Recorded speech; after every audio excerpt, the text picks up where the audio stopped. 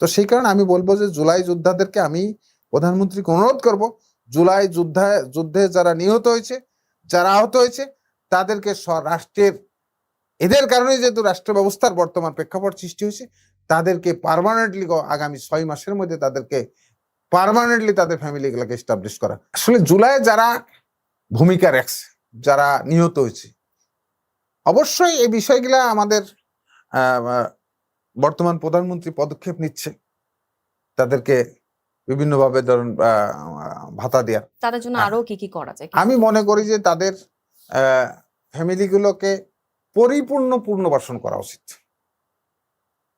যারা নিহত হয়েছে তাদের ফ্যামিলিকে আর কখনো কারো কাছে যে ভাতার জন্য প্রতিদিন, আজকে যেমন এই সরকার ভাতা চালু করছে, কালকে যদি আল্লাহ না করে যদি আবার যদি সরকারের পরিবর্তন ঘটে, আবার আওয়ামী লীগ যদি চলে আসে, সরি, তাহলে তো এই ভাতা বাতিল করে দিবে।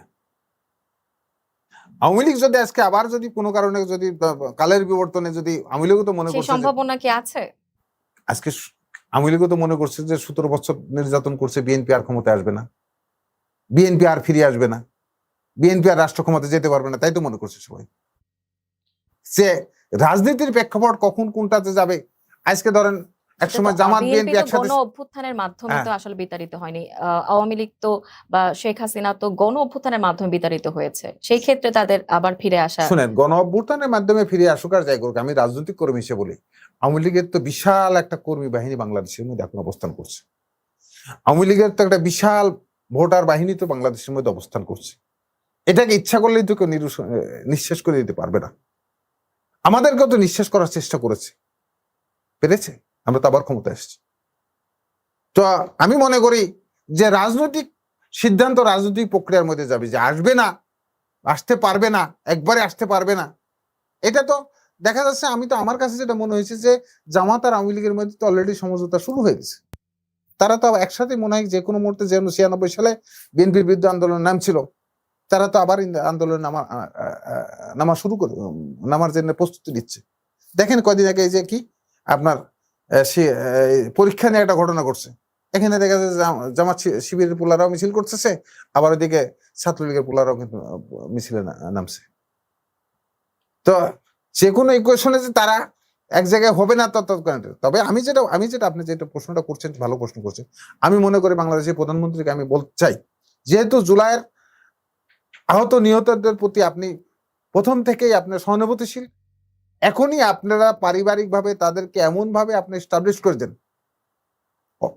যাতে এদেরকে আর কখনো কোথাও না যায়। এই যে আপনার এই ভাতা সিস্টেম, যে 20,000 টাকা 15,000 টাকা এই ক্যাটাগরি, এটা একটা সরকার আসলে এটা বাতিল করে দিবে, তখন এরা আবার রাস্তার মধ্যে ঘুরবে।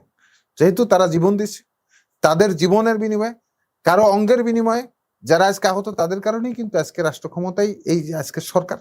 আমি মনে করি যে এদেরকে পরিপূর্ণভাবে মানে একবারে তাদেরকে পুনর্বাসন করা, ওই পার্ট টু পার্ট, যেমন আপনার মুক্তিযোদ্ধাদেরকে ভাতা সিস্টেম করছে।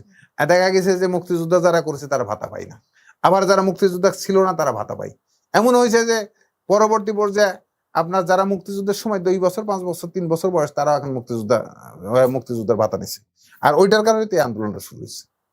তো সেই কারণে আমি বলবো যে জুলাই যোদ্ধাদেরকে আমি প্রধানমন্ত্রীকে অনুরোধ করব, জুলাই যুদ্ধে যারা নিহত হয়েছে, যারা আহত হয়েছে, তাদেরকে রাষ্ট্রের, এদের কারণে যেহেতু রাষ্ট্র ব্যবস্থার বর্তমান প্রেক্ষাপট সৃষ্টি হয়েছে, তাদেরকে পার্মানেন্টলি আগামী 6 মাসের মধ্যে তাদেরকে পার্মানেন্টলি তাদের ফ্যামিলিগুলোকে এস্টাবলিশ করা, যাতে আর কোনোদিনও কোথাও যেন তাদেরকে জানা, তাদের সঠিক মূল্যায়ন নিয়ে আসলে যেন কেউ কোনো প্রশ্নই না করতে পারে।